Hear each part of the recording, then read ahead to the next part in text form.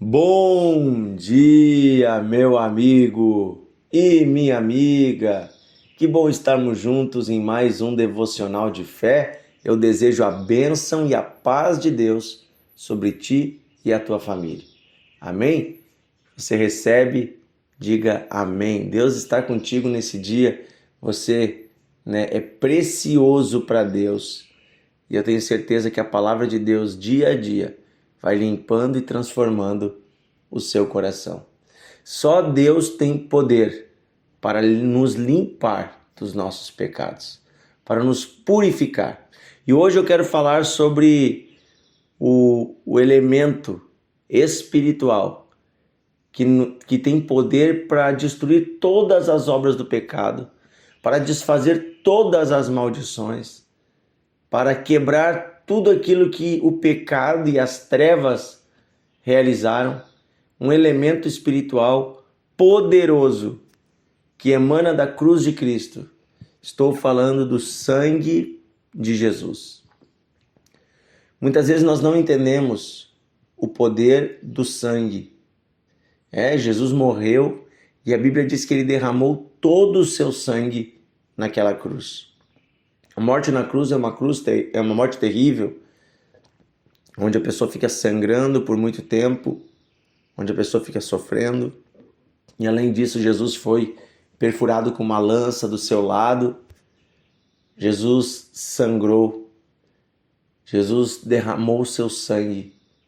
E a Bíblia diz que é pelo sangue de Jesus que são perdoados os nossos pecados. E que é por meio do sangue derramado que nós somos retirados das trevas para a luz. A Bíblia diz que nós somos lavados pelo sangue de Jesus.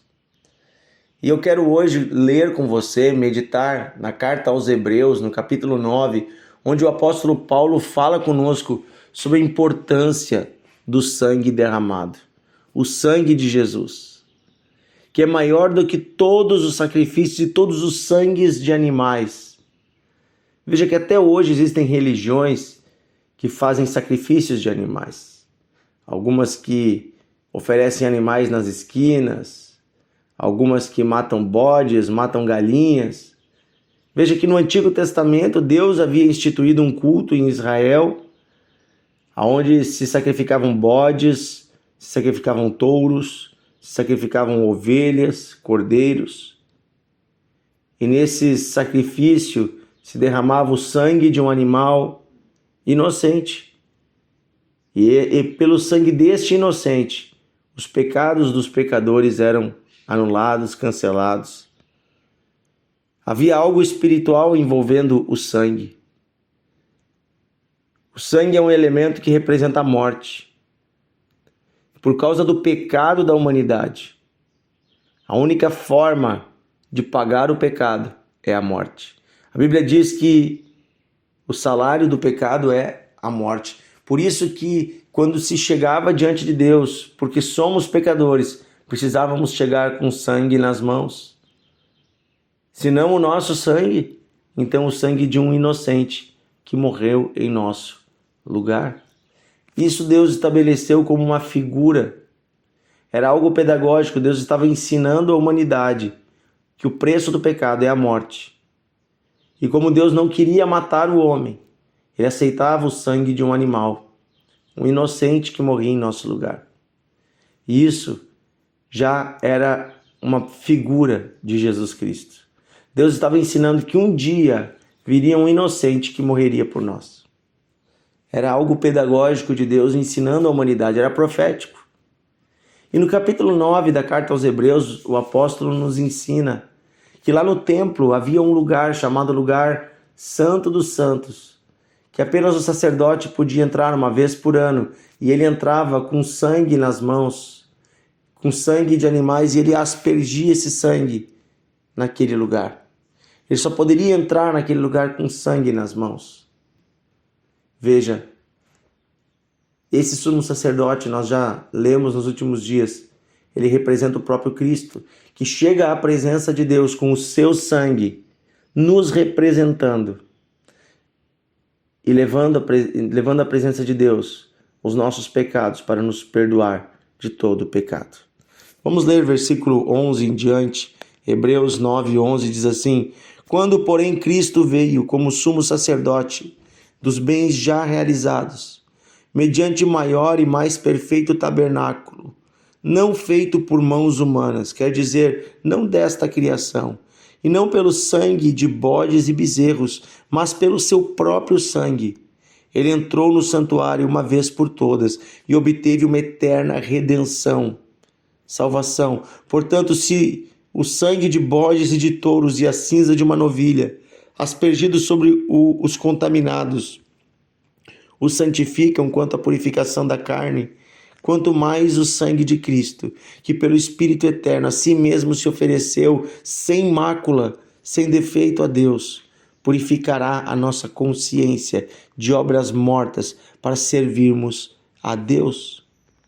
Por isso mesmo ele, Jesus, é o mediador da nova aliança, a fim de que os que foram chamados recebam a promessa da herança eterna, visto que houve uma morte para a remissão das transgressões que foram cometidas sob a primeira aliança. Porque onde há testamento, é necessário constatar a morte de quem o fez. Sim, porque um testamento só é confirmado depois da morte de quem o fez, pois de maneira nenhuma um testamento tem força de lei enquanto ainda vive quem o fez. Por isso, nem a primeira aliança foi estabelecida sem sangue. Porque havendo Moisés proclamado a todo o povo todos os mandamentos conforme a lei, pegou o sangue de bezerros e de bodes com água, lã tingida de escarlate e isopo e aspergiu não só o próprio livro, como também todo o povo, dizendo: este é o sangue da aliança que Deus ordenou para vocês. Igualmente também aspergiu com sangue o tabernáculo e todos os utensílios do serviço sagrado. De fato, segundo a lei, quase todas as coisas são purificadas com sangue, e sem derramamento de sangue não há remissão. Era necessário, portanto, que as figuras das coisas que estão no céu fossem purificadas com tais sacrifícios, mas as próprias coisas celestiais requerem sacrifícios superiores àqueles. Porque Cristo não entrou em santuário feito por mãos humanas, figura do verdadeiro santuário, porém no próprio céu, para comparecer agora por nós, mediante Deus. Ele não entrou para oferecer a si mesmo muitas vezes, como o sumo sacerdote entra todos os anos no lugar santo dos santos com um sangue alheio. Se fosse assim, ele precisaria ter sofrido muitas vezes desde a fundação do mundo. Agora, porém, ao chegar o fim dos tempos, ele se manifestou uma vez por todas para aniquilar o pecado por meio do sacrifício de si mesmo. E assim, como aos homens está ordenado morrer uma só vez, vindo depois o juízo, assim também Cristo, tendo se oferecido uma vez por todas para tirar os pecados de muitos, aparecerá uma segunda vez, não para tirar pecados, mas para salvar aqueles que esperam por ele. Aleluia! Que palavra poderosa, que promessa linda! Onde Jesus está agora? Ele está à direita de Deus, lá no santuário celestial, lá no verdadeiro tabernáculo, lá no verdadeiro templo. Ele está à direita de Deus e ele chegou na presença de Deus com o seu sangue nas mãos. Ele chegou na presença de Deus com o seu próprio sangue. E diante de Deus, ele olhou e disse: Pai, aqui está o sangue inocente, o sangue que eu derramei em favor daqueles pecadores lá da terra que creem em mim.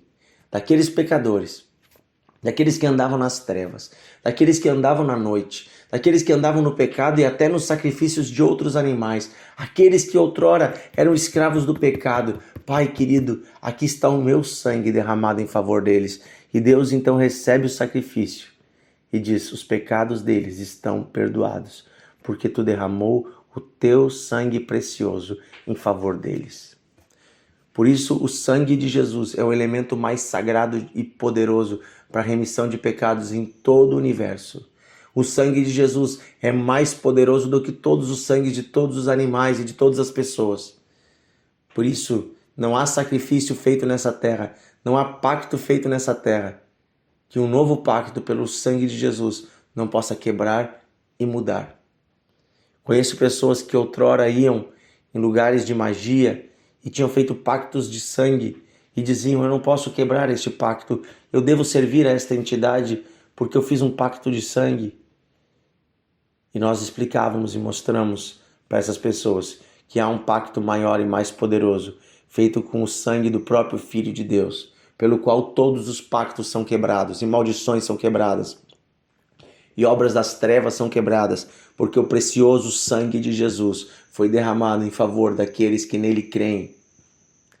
Aleluia!